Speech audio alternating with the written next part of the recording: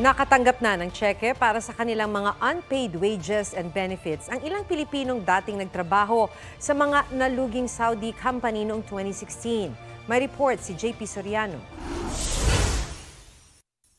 Masayang ipinakita sa amin ni Homer ang kopya ng checking mula sa gobyerno ng Saudi Arabia. Isa siya sa mahigit 10,000 OFW na may unpaid wages at benefits mula sa mga pinagtrabahuhang Saudi company na nalugi noong pang 2016. Yung pangalan ko, gulat ako. Yung ito na pala yung nagbabayad na pala ang Saudi government. Yun talagang pinaghirapan ko yun eh. 23 years. Tuwan-tuwa ako dahil tagal namin naghintay. The claimants are receiving communications from Saudi entities in fulfillment of the promise of the Crown Prince.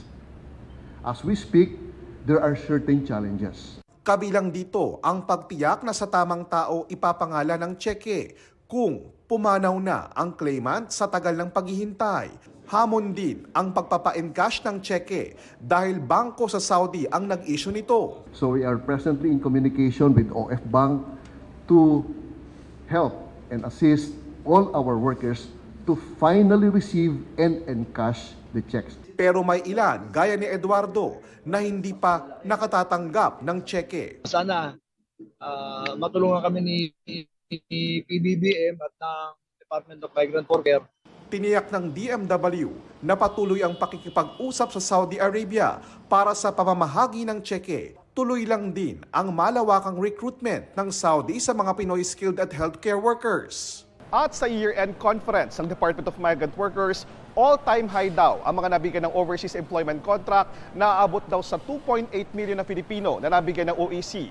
At sa 2024, posibleng madagdagan pa daw ang mga Pilipinong magkakaroon ng trabaho abroad. Mas okay po sa Saudi Arabia kasi with the experience and the qualification, madali po kaming makaalis.